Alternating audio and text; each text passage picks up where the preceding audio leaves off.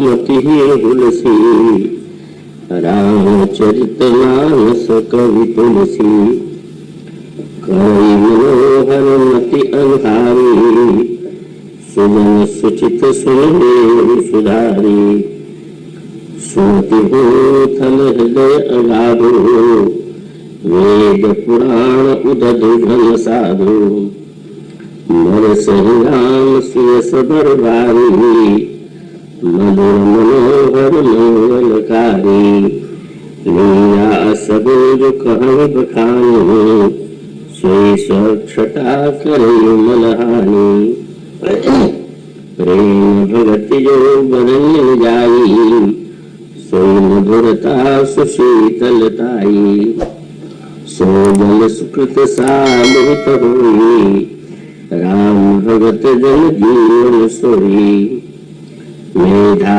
मृगत सो जल पावन सकिल सोम चलो सुहावन भरो सुनानस सुथल तिराना सुखद सीत रुचि चारु चिराना सुख सुंदर संवादवर बीचे विधि विचारी तेहि पावन सुअवसर घाट मनोहर छारी।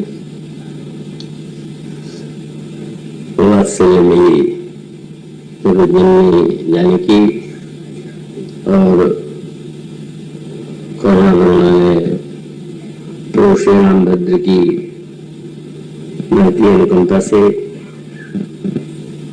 19 वर्षीय योग मिला है। जब कलकत्ते के सुधीर और प्रबुद्ध श्रोताओं के समक्ष उनके मनोमय चरित्र की कुछ चर्चा की जा सके, स्वयं को बड़ा सौभाग्यशाली मानता हूँ। उन्होंने दीर्घकाल से यह सौभाग्य दिया कि उनके चरित्र और गुणों के व्यक्तीकरण का माध्यम बन सकूं। विशेष वर्ष की बात अन्य श्रोत्री जी ने कही। वस्तुतः उनके उद्गार उनकी जो उद्गार है उसमें भावना और साहित्य की जो परख है और अनेक बातें दृष्टिगोचर होती हैं। इन दो शब्दों में मेरा स्मरण किया, उसके लिए मैं उनका आभारी हूँ। इस वर्ष जो प्रसंग चला गया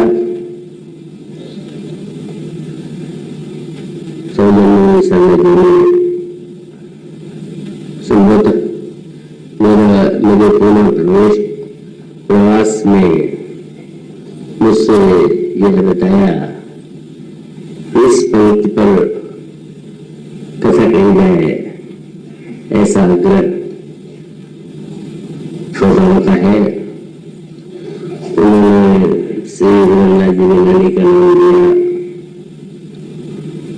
वो सब प्रारंभ से लेकर सचमुच में ऐसे होता है कि उनका नाम लेने का तात्पर्य यही था कि उन्होंने उपयुक्त अवसर के लिए प्रसंग चुना होगा। ये जो प्रसंग है उसकी सबसे बड़ी समस्या यही है कि वह चरित्र प्रधान प्रसंग नहीं है। और मुझे स्मरण आता है कि दिल्ली विश्वविद्यालय में जब मुझे आमंत्रित किया था तो ठीक इन्हीं पंक्तियों पर एक विशाल रूपक है ये, जिसमें वो स्वामी जी महाराज ने श्री रामचरित मानस की तुलना एक विशाल सरोवर से की और वो सरोवर में जितनी वस्तुएं होती हैं उसे उन्होंने विभिन्न उपमाओं के द्वारा, शब्दों के द्वारा स्पष्ट करने की चेष्टा की। प्रसंग मेवाड़ में 2 मास तक चला था, पर इतना विशाल है कि पूरा हो नहीं पाया था। अब उसे वर्गन में तो कहना बड़ा ही कठिन है और थोड़ा जटिल भी है, क्योंकि उसमें मुख्यतः चरित्र की प्रधानता न हो करके काव्य, दर्शन आदि के जो विविध पक्ष हैं उनका एक सांकेतिक वर्णन। फिर भी मैं यह प्रयत्न करूंगा कि वो आपके समक्ष यथा संभव ऐसे रूप में प्रस्तुत किया जा सके जो बुध और जन सभी के लिए ग्राह्य हो। कृपाई का जो सरल अर्थ है वो तो स्पष्ट ही है। यह जो श्री रामचरितमानस है, इसके रचयिता के रूप में गोस्वामी तुलसीदास जी का नाम लिया जाता है और एक शब्द वाक्य बना हुआ है। अगर आप पुस्तक की दुकान पर जाकर के पुस्तक यह रामायण के रूप में चाहते हो तो आपके मुंह से यही शब्द निकलेगा कि तुलसीकृत रामायण की हमें अपेक्षा है। तो सभी लोग ये मानते हैं कि गोस्वामी जी तुलसीदास जी की ये कृति है। गोस्वामी जी यह स्वीकार कर लेते हैं कि हाँ वे कवि तुलसी हैं। पहले वो बता चुके हैं कि उनमें कविता करने की कोई क्षमता नहीं है, कोई योग्यता नहीं है। पर यह प्रश्न किया जा सकता था कि बिना क्षमता के इतने बड़े ग्रंथ का निर्माण आपने कैसे किया। तो इस पंक्ति में उन्होंने उसका उत्तर देते हुए कहा कि उनमें का बुद्धि का अभाव था, पर भगवान शंकर की कृपा से उनमें सुमति का उदय हुआ। और तब मैं कहूंगा कि इस रामचरितमानस का कवि या रचयिता के रूप में जिसे कहा जाता है वो तुलसी। आज जो प्रातः काल भी दंपति के यहाँ इस पंक्ति पर थोड़ी बातें चली थी। इस पंक्ति को पढ़ करके साधारणतः ऐसा लगता है कि गोस्वामी जी बड़े विनम्र थे और ये जो विनम्र का स्वभाव है, इसी के नाते वे अपने आप को रचयिता के रूप में प्रस्तुत नहीं करते। अपितु यह कहते हैं कि शंकर जी के कृपा से, शंकर जी के प्रसाद से उनमें सुमति का उदय हुआ। तब मैं कहना चाहूंगा यह गोस्वामी जी की केवल शाब्दिक मान्यता नहीं है। अगर आप उस दृष्टि से अध्ययन करते हो, यद्यपि उस अध्ययन की परंपरा अब लुप्त होती जा रही है और लुप्त प्राय है, पर वो सचमुच जिसको हम सनातन धर्म के रूप में मानते आए हैं, और ये वाक्य और ये पंक्ति जो है उसका मूल आधार, और आधार यह है कि वस्तुतः गोस्वामी जी जब ये कहते हैं कि शंकर जी की कृपा से सुमति का उदय हुआ, तो उसी प्रसंग में वे आगे स्पष्ट कर चुके हैं कि इस राम कथा के, रामचरितमानस के मूल रचयिता भगवान शंकर है। और इसके पश्चात वे ये कहते हैं कि मैंने तो केवल भगवान शंकर ने जिस राम कथा की रचना की थी उसका अनुवादक मात्र। तो साधारणतः जैसी परंपरा है, जब किसी की प्रशंसा की जाए तो विनम्रता की भाषा में वो कहता है कि मैं इस योग्य नहीं हूं, तो संभवतः ये लगता है कि गोस्वामी जी अत्यंत विनम्रता के कारण ही ऐसा कह रहे हैं, पर वस्तुतः यह शाब्दिक विनम्रता में होकर के धर्म को समझने का मूल सूत्र है।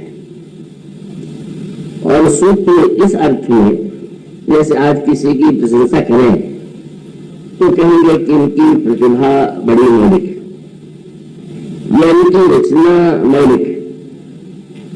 तो अगर आप प्राचीन परंपरा पर दृष्टि डालें तो आपको स्पष्ट प्रतीत होगा कि हमारी शास्त्रीय जो परंपरा है उसमें मौलिक कुछ नहीं होता। मौलिक कुछ नहीं होता है का तात्पर्य क्या है? आपने यदि ध्यान से पढ़ा हो और पढ़ना चाहिए तो आप ये देखेंगे कि मानस का जो भी वक्ता पूरे मानस में कहीं बोलता है तो ये कहीं बिना नहीं रहता कि जो मैं कुछ कह रहा हूं वेद और श्रुति के अनुकूल है। ये साक्षात स्वयं भगवान राम जी भी बोल रहे हैं, तो उनके वाक्यों में भी आप यही पाएंगे कि वे कहेंगे कि हाँ ये शास्त्रों और श्रुति का मत है। और भगवान शंकर से भी गोस्वामी जी जिनका वर्णन रचयिता के रूप में करते हैं का उनसे भी प्रश्न किया गया। भगवती पार्वती जी ने भगवान शंकर से पूछा कि श्री राम का अवतार क्यों होता है? और तब भगवान शंकर ने प्रारंभ में यह कह दिया कि पार्वती, ईश्वर के विषय में, उसके अवतार के विषय में इदम मिथ्यम कह करके नहीं कहा जा सकता। इदम मिथ्यम मैंने दावे से जैसे कोई कहे ये ऐसा ही है, तो कोई दावा ईश्वर और ईश्वर के अवतार के विषय में संभव नहीं। फिर ये जो इतने महापुरुषों के द्वारा ईश्वर के विषय में या उसके अवतारों के विषय में कहा गया, उसे किस दृष्टि से देखा जाए? तो गोस्वामी जी ने इसका उत्तर देते हुए कहा, और यही वास्तविकता है, विनम्रता का अर्थ नकली शब्दावली नहीं। आपको लगता कुछ है और वाणी से आप कुछ प्रदर्शित करते हैं तो नम्रता न होकर के विनम्र है। तो गोस्वामी जी के जब शंकर जी से पार्वती प्रश्न करती है और भगवान शंकर कहते हैं कि दावे से कुछ नहीं कहा जा सकता, तो एक सैद्धांतिक सत्य है, तो ये कहा जा सकता है।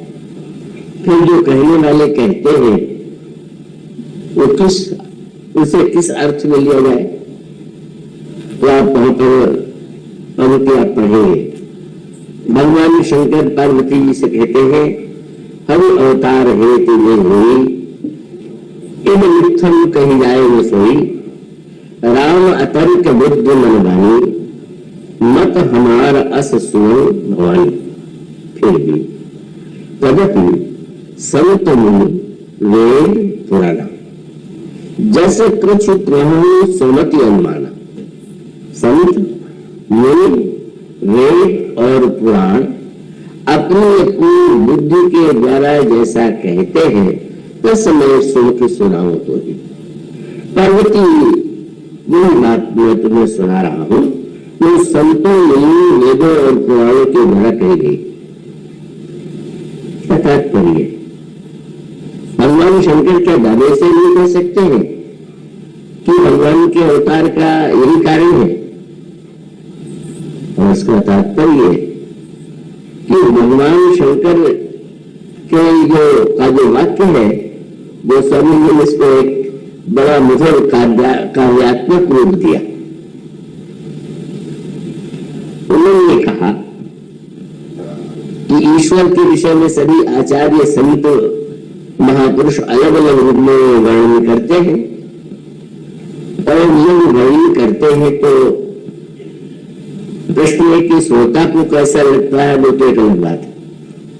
श्रोता के लगने को क्या महत्व दिया जाए? उसे क्या ठीक लग जाएगा और क्या ठीक नहीं लगेगा वो एक अलग बात है। पर पूछा गया कि जब भगवान अपने विषय में सुनते होंगे और अगर लगता बोलेगा तो आप ये धारणा कल्पना कीजिए कि श्री राम जी सुन रहे होंगे तो उनके विषय में कुछ कहा जा रहा है। तो जब श्री राम सुनते होंगे अपने विषय में तो उन्हें सुन करके कैसा लग रहा होगा, ये एक अनोखी बात है। और तब गोस्वामी जी ने जिस शब्दावली का चुनाव किया वो शब्दावली बड़ी अनोखी। उन्होंने कहा व्यक्ति जब वाणी का प्रयोग करेगा बोलेगा तो बोलने के पीछे भाषा होगी और बोलने वाले की बुद्धि होगी और प्रत्येक व्यक्ति की बुद्धि की एक सीमा होगी। और ऐसी स्थिति में जब भी वह कुछ कहता है तो तत्वतः क्या है उसके गोस्वामी जी जो शब्द चुनते हैं थोड़ा प्रारंभ में से आपको शायद जाने वाली से लगे तो मैं आशा करता हूँ कि आप एक आगे होंगे। उनका इन भांति निज निज मत विलास। उन्होंने कहा कि ईश्वर के विषय में जो कुछ कहा जाता है वो बुद्धि का विलास है और शब्द है अपना मुनि सहारी बखाने। मैंने उसका अभिप्राय यह है कि जब कोई व्यक्ति प्रतिपादित करता है तो स्वयं अपनी बौद्धिक क्षमता और अपनी बौद्धिक धारणा और मान्यता के अनुकूल भी तो वर्णन करता है और जो दूसरा व्यक्ति का उसको भिन्न रूप में प्रदर्शित करता है। आप देखेंगे विभिन्न ग्रंथों में तो ईश्वर के विषय में अनेक अनेक प्रकार की मान्यताएं भिन्न भिन्न ग्रंथों में मिलेंगी और स्वयं रामचरितमानस के जो पात्र हैं उनकी मान्यताओं में भिन्नता मिलेगी। तो प्रश्न है कि इस भिन्नता को सुनने के बाद ईश्वर को कैसा लगता है। तो गोस्वामी जी ने कहा अगर ईश्वर बुद्धि से सुने अगर वो बुद्धि लगा के सुने तो शायद इसको बुरा लग सकता है और ये भी लग सकता है कि मेरे विषय में लोग जो कुछ कह रहे थे वो कहा तक सत्य है। उनको तो बहुत अच्छा लगता है। अच्छा क्या लगता है बोले ईश्वर बुद्धि से नहीं सुनता। वैसे आज उस किसी संदर्भ में का बुद्धि छोड़ के सुनने की बात तो ईश्वर हम लोगों की बात को बुद्धि से अलग होते ही सुनता होगा ऐसा गोस्वामी ने लिखा। कैसे सुनता है तो उनका इन भारत निज निज मत विलास मुनीस हरि बखाने और प्रभु वो शब्द भी शब्दों को उतना महत्व नहीं देते उसके तात्पर्य को भी इतना महत्व नहीं देते लेकिन प्रसन्न हो जाते हैं। क्यों वो स्वामी जी की शब्दावली है भारत निज निज मत विलास मुनीस हरि बखाने प्रभु भाव गाहक। श्री राम शब्द पर ध्यान नहीं देते भाव पर ध्यान देते। तो शब्द को जब भाव से ग्रहण किया जाए तो उस व्यक्ति के हृदय में उसके प्रति जो धारणा होती है वो दूसरे प्रकार की होती है। उनको होती एक बच्चा आए में खिलौने कई चूल्हे पर छोटे बच्चे और वो हलवा बनाए और हलवा भी कढ़ाई में थोड़ा सा बालू या मिट्टी डाल दिया और वो थोड़ा सा अगर उसको चढ़ा दे और उसके बाद सामने बैठे हुए पिता के हाथ में पकड़ा दे कि देखिए तो हलवा कैसा है। तो पिता अगर सत्य की दृष्टि से देखने लगे तो हलवा कहाँ है। लेकिन अगर वात्सल्य से भरा हुआ होगा तो मुस्कुरा करके मुंह से लगाने का नाटक भी करेगा और ये कहेगा कि वाह ऐसा हलवा तो कभी मैंने खाया नहीं था। स्वामी का तात्पर्य ईश्वर बुद्धिमानों के इस बनाए हुए हलवे को इस आनंद से ग्रहण करता है कि हाँ उन्हें मेरी प्रशंसा करना चाहता है मेरी स्तुति करना चाहता है, इसलिए उन बातों को सुन करके भात नियमित मत विलास मुनीष हरि बखाने पर भाव ग्राहक राम परम कृपालु सुन सुख माने। जैसे आप एक छोटे बच्चे की बात सुन करके उसके वास्तविकता पर दृष्टि नहीं डालते, एक अलग बात। विद्यालय में जब आप पढ़ते हैं, विज्ञान के छात्रों के रूप में जब आप अध्ययन करते हैं, तो आपकी दृष्टि जो होती है वो तत्व या सत्य परक होती है। और जब आप छोटे बच्चे की बात सुनते हैं तो उसमें आपकी दृष्टि भाव परक होती है, स्नेह और वात्सल्य परक होती है। उस समय अपनी विद्वत्ता और ज्ञान को आप अलग रख देते। और इसीलिए गोस्वामी जी हर वस्तु को समझाने के लिए ग्रंथ में घटनाओं का आश्रय लेते। तो श्री राम चित्रकूट में आए और चित्रकूट में आने के पश्चात उनसे मिलने वालों का तांता लग गया। सबसे पहले देवता है, और ये जो देवता है उनके प्रति गोस्वामी जी की दृष्टि कुछ अधिक आलोचक की है और थोड़ी कठोर। तो समय समय पर देवताओं पर जंग करना भूलते नहीं, और जब भी कोई ऊंची बात भी देवता कहते हैं तो गोस्वामी जी याद दिला देते हैं, रावण की मृत्यु हो गई तो देवता बधाई देने आए, और बधाई में बड़ी दार्शनिक भाषा का और बड़ी साहित्यिक भाषा का प्रयोग किया। तो छंद बहुत मनोरम, तो गोस्वामी जी से नहीं रहा गया। अब इतने दिनों से युद्ध चल रहा था, बधाई देने नहीं है, रावण के भय से कांपते रहे और मरने पर इतने शब्दों के उसमें स्तुति कर रहे हैं, तो वो ये कहने नहीं भूलते कि आए देव सदा स्वारथी बचन कहे जन परमारथी। उन्हें देवता आ गए। जब ये भाषा बोलते हैं तो ऐसा लगता है कि वो बड़े ही निस्वार्थ भावना वाले हो, पर हृदय में तो स्वार्थ ही भरा हुआ है। मुंबई गया था कुछ एक वर्ष पहले, तो एक गुजराती महिला ने कोई कहावत सुनाई। कहावत तो मुझे याद नहीं थी, पर वो इस चौपाई के संदर्भ में बड़ा सार्थक प्रतीत हुआ। उन्होंने कहा कि किसी ने भगवान से प्रार्थना किया, हे प्रभु आप सबका भला कीजिए। तो लगा कि तो इसकी दृष्टि बड़ी व्यापक है। तो उसने कहा कि सबका भला कीजिए, पर अगला बात तो सुन के लगा कि उसका दृष्टिकोण तो दूसरा था। उसने कहा कि आप सबका भला कीजिए, पर प्रारंभ मुझसे कीजिए। तो इसका अर्थ ये हुआ कि निस्वार्थता का प्रदर्शन करने के बाद भी मूल तात्पर्य यही था कि मेरा भला कीजिए। पर इसलिए नहीं कहना चाहता है, तो गोस्वामी जी कहते हैं ये देवता इसी प्रकार के। तो अब श्री राम का चित्रकूट में आगमन हुआ तो स्वागत उन लोगों ने टूटिया उटिया बना करके स्वागत का पुण्य सबसे पहले किया। वैसे पढ़ने सदन स्वाए, और श्री राम आए, श्री राम का स्वागत किया। तो गोस्वामी जी कहते हैं कि उन लोगों ने भगवान श्री राम को यह सुनाया, क्या करी विनती अमर राग किन्नर सिपाला चित्रकूट आए ते काला राम प्रणाम किए सब खाओ। स्वागत के लिए आए तो प्रभु ने प्रणाम किया, उन्हें संकाशी ने जैसा उनका स्वभाव है।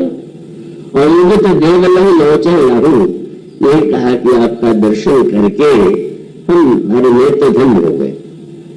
तो प्रभु ने पूछा कि ये कुशल से तो है। तब उनकी भीतर वाली बात सामने आई। तो समझ कर विनती पहले तो स्तोत्र पाठ किया और फिर दुख दूसरा सुनाए। स्वर्ग में हम कितने बड़े संकट में, राज्य छोड़कर के श्री राम आए हुए हैं, वो संकट में स्वर्ग में रहते हैं, पर संकट में दुख सुख की या ग्रहणशीलता का परिचय है। तो उन्होंने कहा अब प्रभु की मान्यता क्या है? तो स्वामी जी तो लिख देते हैं कि देवता बड़े स्वामी कष्ट था शीघ्र दूर होगा, तो हर्षित निज सवेरे सदाए स्वर्ग में चले गए। उसके पश्चात मुनियों का आगमन हुआ। और जब मुनियों को प्रभु ने आते देखा तो आवत देख सकल मुनिवृंदा कील दंडवत रकुल चंदा। भगवान राम ने मुनियों को साष्टांग प्रणाम किया और उसके पश्चात जो उनसे संवाद हुआ वो एक पारमार्थिक संवाद था। और उन्होंने कहा कि जितने हमने साधन किए थे, आज आपके दर्शन से ऐसा लगा कि हमें अपनी साधना का फल प्राप्त हो गया। उन्होंने भगवान से कहा कि आज आपका दर्शन करके हम सनात हो गए और साधना का फल मिला। तो सबको इससे सिर झुका लेते हैं और भगवान श्री राम से वे विदा लेते हैं और करें जो जब जाप तन नील आश्रम सुछंद अभय आनंद से वो आश्रमों में जाकर के अपने साधन में संलग्न हो जाते हैं। तो उसके बाद आ जाते हैं कोयल की रात। अब कोयल की रातों से जो श्री राम का मिलन होता है, देवताओं ने ईश्वर की सामर्थ्य का वर्णन किया। मुनियों ने आध्यात्मिक उत्थान और जीवन के चरम उद्देश्य की दृष्टि से श्री राम से वार्तालाप किया। लेकिन ये जो कोयल की रात आए हुए, इनके लिए तो गोस्वामी जी ने ऐसे विलक्षण शब्दों का प्रयोग किया। और आप देखेंगे देवताओं का श्री राम से मिलन 2-3 पंक्तियों, मुनियों से श्री राम के संवाद का प्रसंग 4 पंक्ति में। पर वो कोयल की रात आते हैं और उनका जो संवाद श्री राम से हुआ वो तो इतने विस्तार से है। और उसके लिए प्रारंभ गोस्वामी जी यहाँ से करते हैं कि यह सुन कोयल की रात में पाई, हर से जंग नवनीत घर आई। तो उन्होंने सुना के आए हुए हैं और श्री राम का जो महानतम स्नेह है केवट निषाद कोयल आदियों के प्रति उससे प्रभावित है। तो गोस्वामी जी ने काव्य की भाषा का प्रयोग करते हुए कहा कि वैसे तो उनका कार्य अयोध्यावासी जब आए थे तो चित्रकूट वासियों का स्नेह देख करके उन्होंने कहा कि आप लोगों का हृदय तो बड़ा विशाल है, आप तो फल का मूल्य भी नहीं ले रहे हैं, लगता है यहाँ रह करके आप पूरी तरह से बदल चुके हैं। तो उस समय कोयल की रातों ने अयोध्या वासियों से यही कहा कि बहुत देर में आने पर ऐसा आपको लगा, अगर आप पहले आए होते तो हमारा दूसरा रूप आपको दिखाई देता, तब हम दूसरे प्रकार की सेवा करते। क्या बोलिया हमारी अति बड़ी सौपाई ले में बासन बसन चुराई। अब हम लोग देखते रहते हैं कोई आ जाए यात्री बनने जो कि जिसके पास वस्तु हो तो लूट लेना, ये हमारी प्रवृत्ति रही। पर अब तो हम बदल गए। तो मानो गोस्वामी जी से किसी ने पूछा कि अब जब इस प्रकृति के कोयल की रात थे तो श्री राम के पास मुनियों की तरह आए कि देवताओं की तरह? देवता स्वार्थी, मुनि परमार्थी। और जब ये कोयल की रात आए तो गोस्वामी जी ने कहा उनका स्वभाव छोटा थोड़ी, लुटेरे थे, लूटने ही आए। लूटने की नई वस्तु है और दृष्टि नहीं। क्या कन्न मूल फल भरी भरी गोना चले रंग कमल लूटा न सोना। जैसे सोना लूटने के लिए, कैसी अनोखी भाषा है। श्री राम को देख करके उनको ऐसा लगा। और जब वो बातचीत करते हैं तो न तो दुख का रोना रोते हैं कि हम कितने जंगल में संकट में रहते हैं, और न तो मुनियों के समान ये कहते हैं कि मैंने जो साधना किया उसका फल आज प्राप्त हुआ। उन लोगों ने तो भगवान राम से जो जिस भाषा का प्रयोग किया उसमें उन्होंने कहा कि आपने ये बहुत अच्छा किया कि किसी मुनि के आश्रम में नहीं रह गए। आप बिल्कुल स्वतंत्र न रह पाते, आपने ये स्थान जो चुना है बहुत अच्छा है। इसमें क्या अच्छाई? उनका तात्पर्य था कि अब मुनियों के आश्रम रहते तो वेद पुराण की कथा ही तो सुननी पड़ती, और यहाँ कीन बास भल ठाऊ बिचारी यहाँ सकल ऋतु रह सुखारी, एक तो सब ऋतुओं के ये अनुकूल स्थान है, और उसके साथ साथ अब आपको ये भी सोचना चाहिए था, और आपने शायद सोचा होगा कि आपको वन के मार्गों का तो कोई परिचय है नहीं, नए नए आप आए हुए हैं, पर यहाँ हम लोग हैं ना, तो वन के सारे जितने स्थान हैं उनको हम बहुत अच्छी तरह जानते हैं। वन, वेहड़, गिरी, कंदर, खोहा सब हमार प्रभु पग पर जोहा।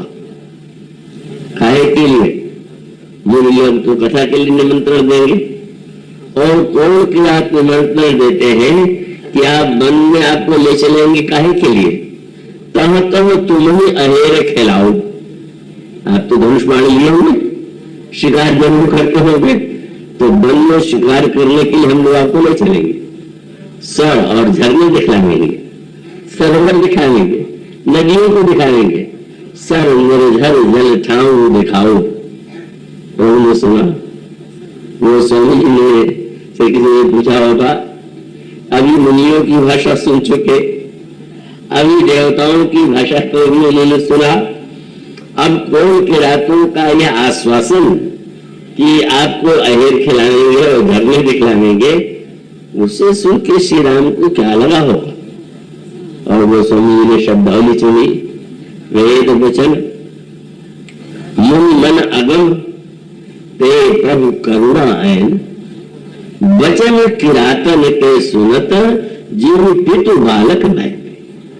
जैसे एक बालक की वाणी पिता सुनता है, बहुत प्रसन्न होकर के, इसीलिए तो आपके भरोसे ही तो हम यहाँ रुकने को आए हुए, आपके साथ रहते हुए मुझे किसी प्रकार के चिंता की अपेक्षा नहीं। उसका अभिप्राय यह है कि जो दिव्य भाव की भूमि है, उस भाव की भूमि में तो कोई भी बात कही जाए तो शब्द प्रधान नहीं होगी, वो तो ग्रहण करने वाला उसे किस रूप में लेता है इस पर निर्भर है। किंतु अब इसका एक वो दूसरा पक्ष है, और थोड़ा वो जटिल है, मैं उसको बहुत विस्तार नहीं देना चाहूंगा, और आज की जो प्रवृत्ति है उसमें तो और भी वो जटिल। अच्छा, तो यह जो भगवान के विषय में जो कुछ कहा जाता है, उसमें कोई आधार है कि नहीं? तो दो सूत्र हैं मानस के। एक तो दो शब्दों का अर्थ आज समाज में थोड़ा भिन्न है, और किसी को सांप्रदायिक कहे तो लगता है कि ये तो निंदा का शब्द है, और किसी को परंपरावादी कहे तो भी लोग नहीं मानते हैं कि ये तो बड़ा दकियानुसी है, या वो ऐसी बातों को मानते हैं। पर वो प्राचीन काल में इन दोनों शब्दों को दूसरे अर्थों में प्रयुक्त किया जाता था, और उसके पीछे जो चिंतन था वो दार्शनिक था। मैं आशा करता हूं कि आप सब अब इतने वर्षों से आप सुनते रहे हैं, तो उसको आप बड़ी सरलता से समझ लेंगे। और वो ये है कि वस्तुतः ये जो कुछ है सृष्टि में, ये जो आध्यात्मिक दृष्टि है, और इसी का संकेत गोस्वामी जी के शब्दावली से प्राप्त होता है। और उसका अभिप्राय यह है कि आप जो कुछ बोलते हैं, अगर आप किरातों की तरह हैं तो आप ठीक है।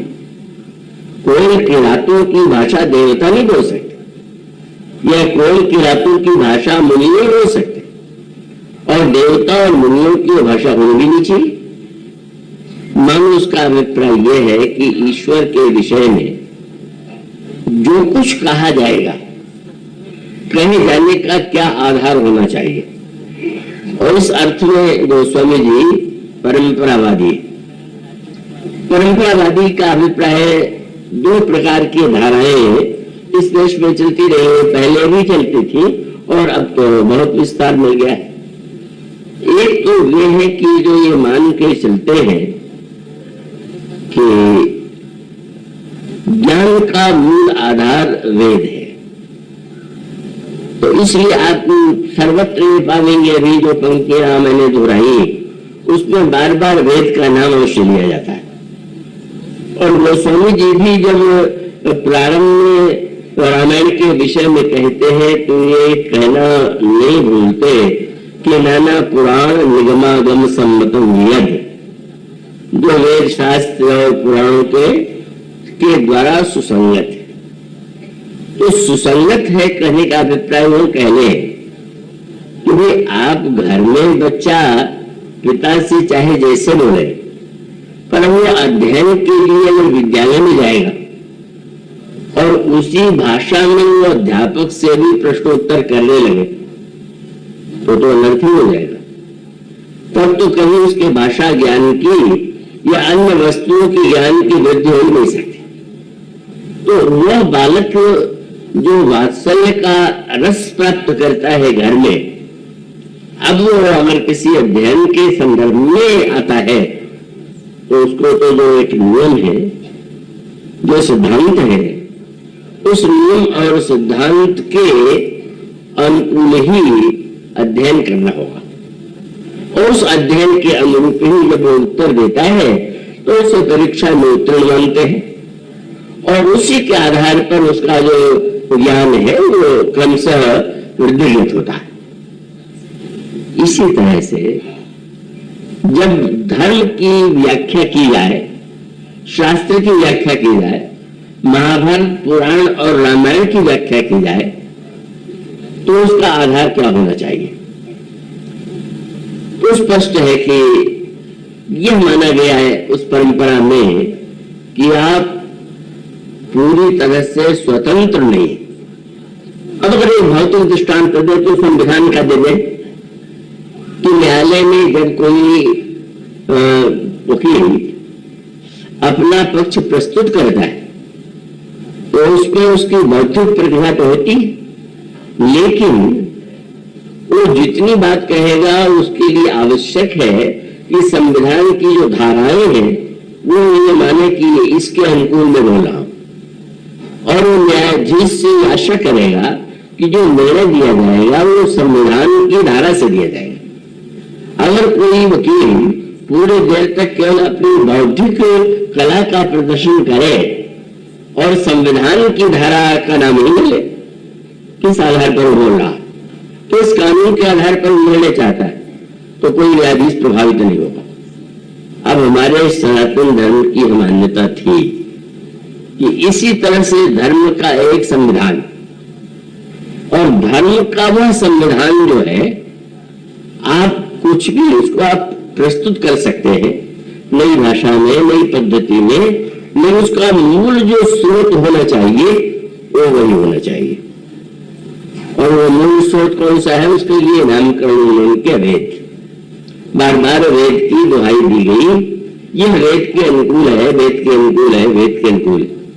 और उसके साथ साथ एक बड़े महत्व का तत्व ज्ञान है क्या,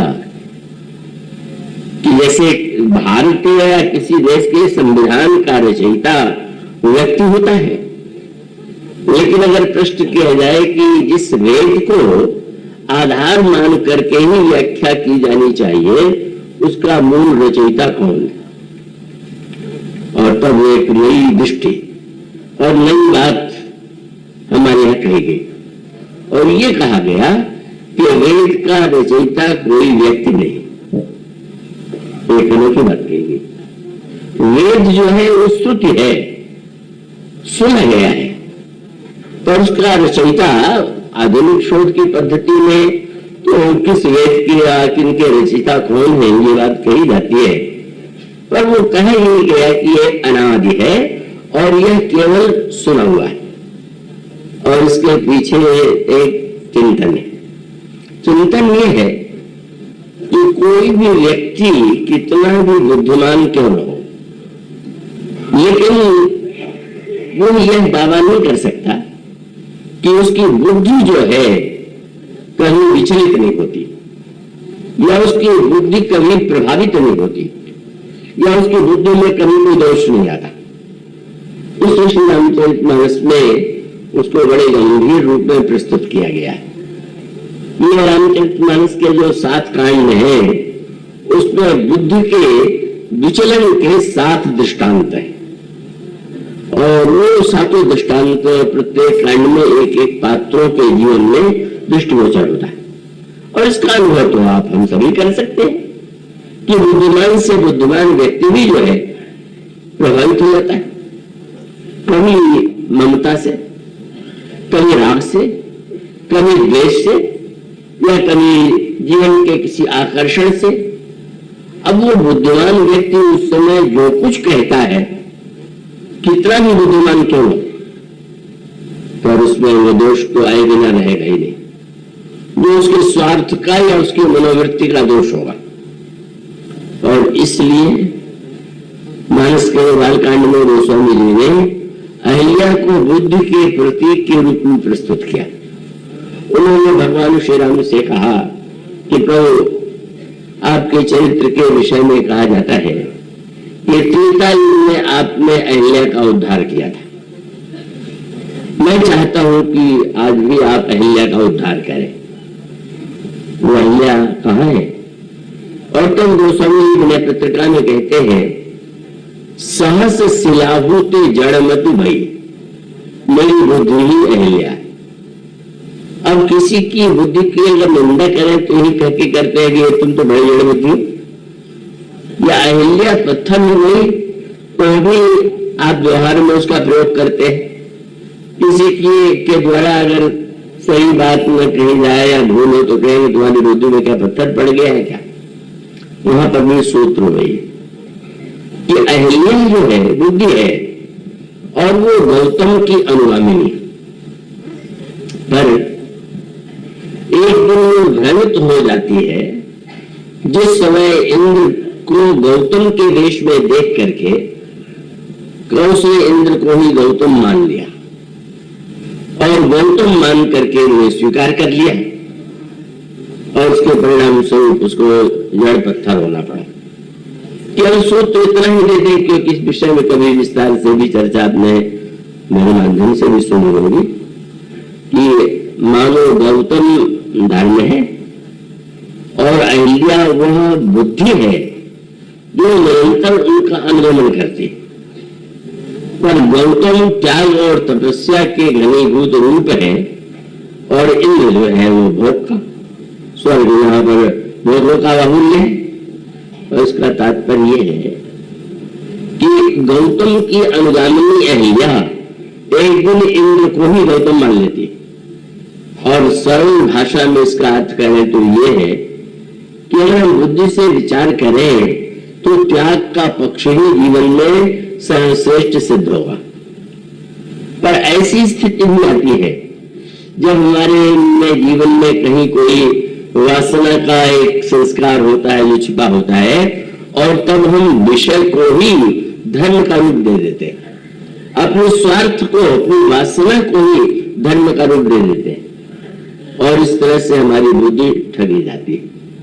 इसलिए हमारी प्राचीन काल की परंपरा में ये कहा गया कि व्यक्ति कितना भी बुद्धिमान क्यों न हो, पर वो बुद्धिमान व्यक्ति जो होगा वो कहीं कभी भ्रमित होगा।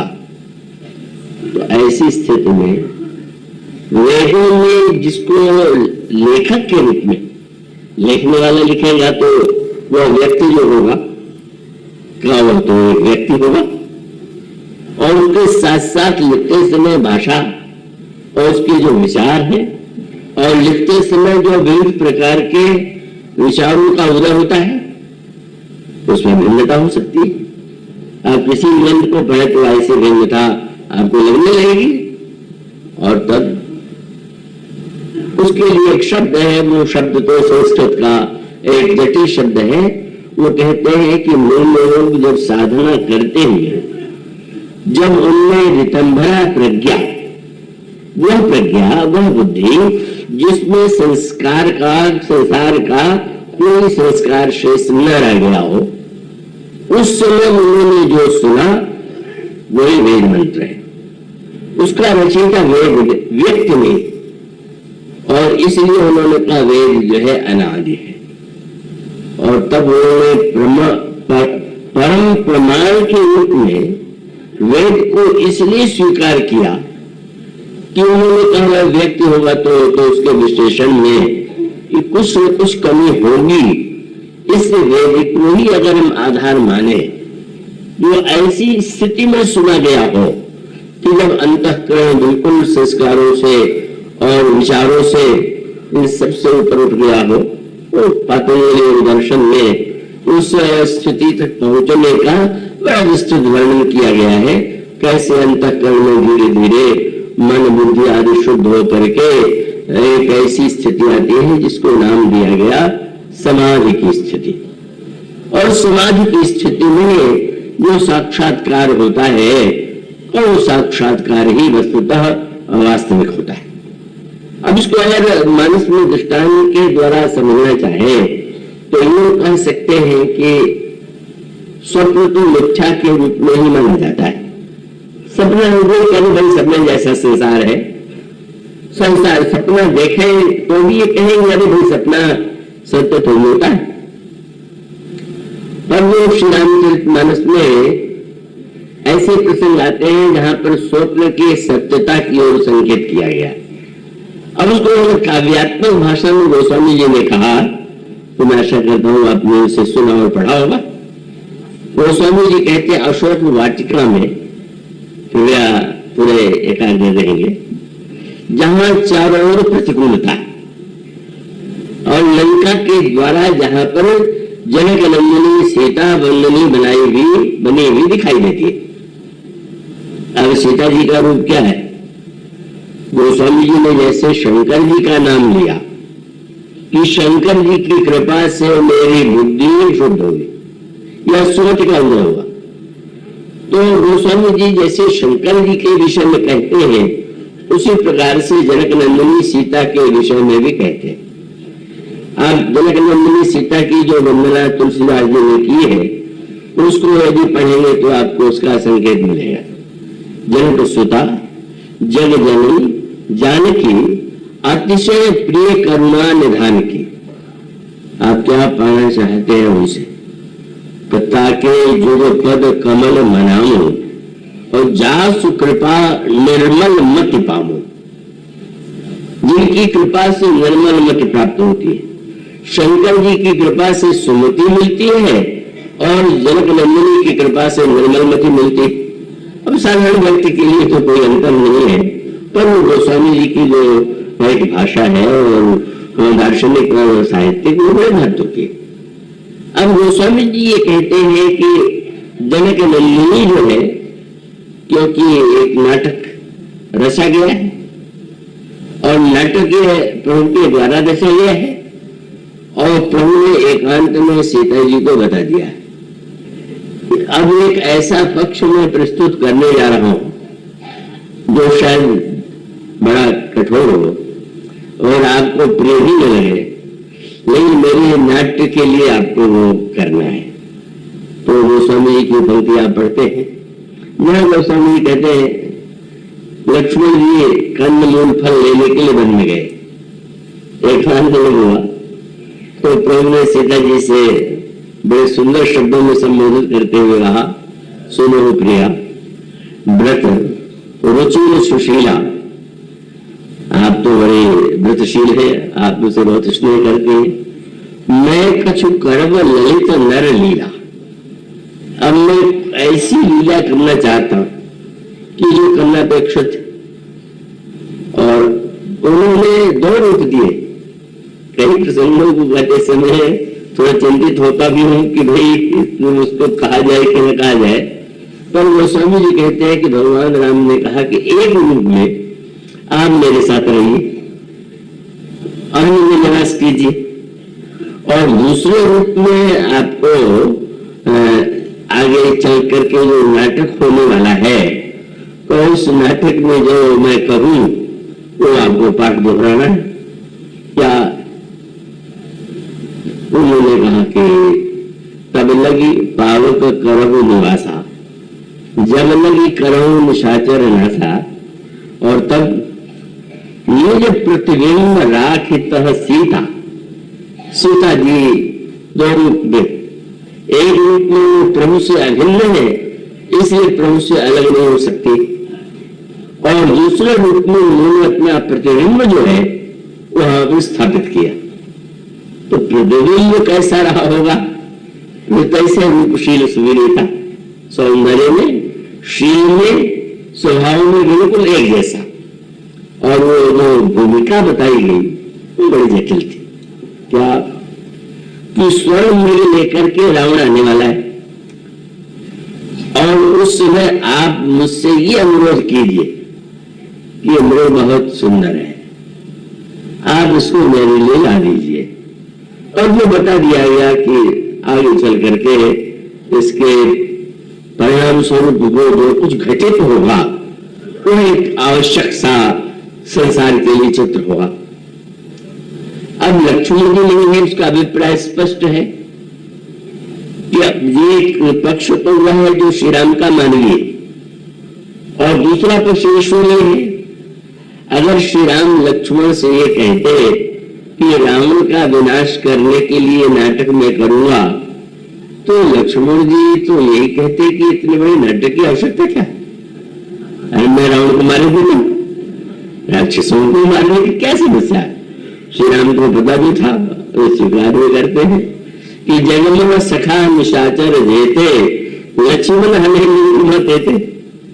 पर उन्होंने जो संकेत किया वो ये बताना चाहते थे कि जो शुद्ध बुद्धि, जो पवित्र अखंड श्री सीता जी है, वह तो कभी श्री राम से अलग नहीं होती, पर लोक शिक्षण के लिए वह रूप में संकेत ये करते हैं कि जब उनके हृदय में स्वर्ण मृग का प्रलोभन उत्पन्न होता, नाटक में वो बात तो बार बार बोलनी पड़ेगी, तो मनो ईश्वर दूर चला जाता है और उनको प्रवृत्ति के मोहमय दुर्ग में बंदी होना पड़ता है। रावण मोह का रूप है, मेरे पत्रिका में गोस्वामी जी कहते हैं। और वहां उस विपरीत स्थिति में जनक नंदिनी की निराशा की सीमा नहीं। अब वो निराशा जो है वो मनुष्य स्थिति का परिचायक है कि जब हमारे जीवन में कोई प्रलोभन आता है तो प्रलोभन हमें ईश्वर से कितना दूर बना देता है, और उस समय नैराश्य का उदय, दुख का उदय होता है। पर वहां पर गोस्वामी जी कहते हैं कि उस निराशा की चरम स्थिति में भी लंका में एक राक्षसी विद्यमान, और वो क्या है? त्रिजटा नाम राक्षसी एका राम चरणरति निपुण विवेका। यह त्रिजटा जो है ये वस्तुतः ये कुछ गोस्वामी जी के शब्द तो बड़े अनोखे होते हैं। हनुमान जी ने सीता जी को देखा तो वहां पर भी जटा शब्द का प्रयोग है, पर किस रूप में? कृष्ण शीश जटा एक, सीता जी के सिर में जो बाल है वो उलझ करके एक जटा बन गई, और त्रिजटा के लिए वहां पर भी जटा है, पर वो त्रिजटा है। एक जटा और त्रिजटा का संवाद जो है अशोक वाटिका में हुआ, और वो उलझन में जिनकी जटाएं पड़ गई है उनका समाधान सीता जी को जब राक्षसियां रावण के आदेश से डराने लगती है तो त्रिजटा कहती है मैं तुम्हें बता देना चाहती हूँ क्या? मैं बताना चाहती हूँ कि मैंने एक सपना देखा है। तो त्रिजटा जो है वो ध्यान और ध्येय की जो त्रिपुटी है, जहां तीनों का एक मिलन हुआ है, वो त्रिजटा। तो उसने सपनों बोल सुनाए सपना, मैंने सपना देखा। क्या? सपने बानर लंका जारी, एक बंदर लंका गया हुआ है। हनुमान जी वहां बैठे हुए सुन रहे थे, वो मेरे छिप के आया, लेकिन यहाँ सपने में भी मुझे देख लिया गया। और इतने ही नहीं, उसने वह भी कहा जिसकी कल्पना हनुमान जी के मन में नहीं थी। क्या? तो सपने बानर लंका जारी, वो बंदर लंका को जलावेगा। अल्लाह दोस्तों प्रभु की ओर से नहीं मिला था, पर मानो संकेत ये था कि व्यवहार की भाषा में भले ही प्रभु ने लंका जलाने के लिए न कहा, पर तीर्था का जो स्वप्न है जिसमें कहीं पर भी अशुद्ध वृत्ति का प्रवेश ही नहीं। वहां पर जो दर्शन हुआ वही वास्तविक था। और इसलिए हनुमान जी को जब रावण ने आदेश दिया कि बंदर की पूंछ में कपड़ा लपेट करके घी तेल डाल के आग लगा दो, तो हनुमान जी ने मन ही मन प्रणाम किया। तीसरा देवी लगता है आपकी बुद्धि परम शुद्ध है, और जो मैं नहीं जानता था वो अपने मुझे जो प्रभु ने भी नहीं कहा और मैं भी नहीं जानता था, आपने कहा। और देखिए कैसी आपकी बुद्धि शुद्ध है क्या, कि लंका जलाने के लिए मैं घी तेल कपड़े की आवश्यकता थी, मैं प्रबंध कहां से करता, पर सारा प्रबंध रावण ही कर रहा है। तो उससे लगता है कि आपका जो संकेत है भय सहाय शार्द में जाना। उसका रामायण का तात्विक अभिप्राय यह है कि आप साधारण समय में जो कुछ कहते हैं वो शुद्ध बुद्धि नहीं। आपका स्वप्न क्या सत्य होगा, आपका तो जागृत भी, हमारा तो जागृत भी सही नहीं। तो मानो वह जो शुद्ध स्थिति है, और उसका सूत्र यही है कि वस्तुतः संसार में रचयिता जो है वो केवल एक और वो ईश्वर है, और उसके व्यक्तिकरण का जो माध्यम है वेद। इसलिए कोई व्यक्ति अगर ये दावा करता है कि मैंने ये बनाया, अगर वो कहता है कि मेरी बुद्धि का एक चमत्कार है, तो वो व्यक्ति सही नहीं। इसलिए ये कहा गया कि धर्म का जब आधार होगा तो वेद होगा, और वेद जो होगा अनादि होगा, और ये अनादि शब्द ही जो है हमारे धर्म को, संस्कृत को समझने का मूल आधार है। जो कुछ है वह व्यक्ति परक नहीं, सब कुछ पहले से ही है। वह सब कुछ होते हुए भी जब किसी माध्यम से वह बात सामने आती है तो कर्ता नहीं होता है, निमित्त होता है। जैसे शब्द आप समझ लें, कोई आविष्कार हुआ, कोई घटना हुई, लेखन हुआ, काव्य हुआ, रचयिता व्यक्ति नहीं है। अगर व्यक्ति है तो यशों का भंडार होगा, तब वस्तुतः उसका अभिप्राय यही है। इसलिए बार बार इस अनादि शब्द को भारतीय चिंतन में और पाश्चात्य चिंतन में बड़ा संकट यही कि जब कोई भारतीय पद्धति से लिखे और कोई व्यक्ति पाश्चात्य जो शैली है उससे शोध ग्रंथ लिखे, तो शोध ग्रंथ लिखने पर वहां तो प्रारंभ ही से ये होगा कि इसका आदि कहां से है, ग्रंथ का है या रचना का। तो आदि शब्द की खोज जो एक शैली है वो बहुत विद्वत्तापूर्ण है, पर यहां का सूत्र यह है कि जो कुछ है वो अनादि है, कुछ नया नहीं। हाँ, किसी व्यक्ति के माध्यम से वही जो अनादि सत्य है जब प्रकट होगा तब वो निश्चित रूप से प्रामाणिक होगा। वो स्थिति उसके अंतःकरण की जब होगी, और उसका अभिप्राय ये है, उसका तात्पर्य ये है कि ऐसी स्थिति में, इस रामायण में, रामायण की क्या बात, भगवान कृष्ण से बढ़कर के अद्भुत हो तो साक्षात ईश्वर ही। पर परंपरा का महत्व कितना है कि भगवान कृष्ण भी अर्जुन को जब ज्ञान का उपदेश देते हैं तो ये कहते हैं कि यह जो मैं कह रहा हूं, प्रारंभ में विवस्वान मैंने सूर्य को सुनाया और सूर्य ने इच्छा को सुनाया, और अर्जुन तो मुंह देखने लगे कितनी आयु है महाराज आपकी। तो भगवान ने कहा कि हमारे तुम्हारे बहुत जन्म हो चुके हैं और अर्जुन तुम सबको नहीं जानते हो, और शब्द क्या बोला, परंपरावादी शब्द तो आजकल निंदा का है। पर भगवान कहते हैं जो मैं ज्ञान सुना रहा हूं एवं परंपरा प्राप्तम एवं राजर्षो गुरु, क्या ये महानतम जो ज्ञान है ये परंपरा से एक से दूसरे को प्राप्त होता रहा और बीच में काल विशेष में लुप्त हो गया, और तुम्हें मैं सुना रहा हूं। उसका सूत्र यह है कि आप किसी चिंतन के विषय में अगर आप दावा करते हैं ये आपका है और आप उसके रचयिता हैं, आप उसके चिंतक हैं, तो आस्तिक प्रपंच परंपरा जो है कहेगी कोई प्रमाण नहीं।